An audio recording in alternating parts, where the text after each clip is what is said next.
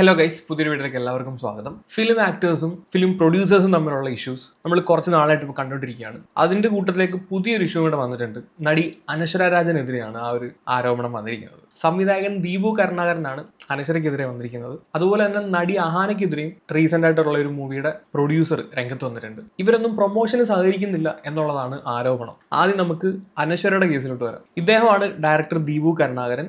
പുള്ളി ചെയ്ത സിനിമ ഏതൊക്കെയാണെന്ന് നമുക്ക് ആദ്യം നോക്കാം. സോ പുള്ളിയുടെ മൂവി ലിസ്റ്റ് എടുക്കുകയാണെങ്കിൽ Fireman, Winter, Karinkunnam Sixers, Crazy Gopalan, Thejabhai and Family, അങ്ങനെ കുറച്ചധികം പടങ്ങൾ പുള്ളിക്കാരൻ ചെയ്തിട്ടുണ്ട്. അതിനകത്ത് പേഴ്സണലി എനിക്ക് ഇഷ്ടപ്പെട്ട ഒരു പടം ഫയർമാൻ മാത്രമാണ്. വേറെ ബാക്കിയൊന്നും അത്ര ഇഷ്ടമുള്ള പടങ്ങളല്ല. അപ്പോൾ ഇദ്ദേഹം നടി അനശ്വരയെ വെച്ച് മിസ്റ്റർ ആൻഡ് മിസ്സിസ് ബാച്ചിലർ എന്ന് പറയുന്ന ഒരു സിനിമ എടുത്തിട്ടുണ്ടായിരുന്നു. സിനിമ ഇതുവരെ റിലീസ് ആയിട്ടില്ല. ഇന്ദ്രജിത്തും അതുപോലെ തന്നെ അനശ്വരയാണ് ലീഡ് റോൾ ഇതിനകത്ത് അഭിനയിക്കുന്നത്. ഒരു ഫീമെയിൽ ഓറിയന്റഡ് ആയിട്ടുള്ള ഒരു സിനിമയാണ്. ഇന്ദ്രജിത്തിനേക്കാളും കൂടുതൽ ഇമ്പോർട്ടന്റ് ആയിട്ടുള്ള റോള് അനശ്വരയുടെയാണ്. മലയാളത്തിലെ നല്ല എല്ലാ ഇൻഡസ്ട്രീസ് എടുത്ത് നോക്കിയാൽ കഴിഞ്ഞാലും ഫീമെയിൽ മെയിൻ ലീഡ് വന്നിരുന്ന സിനിമ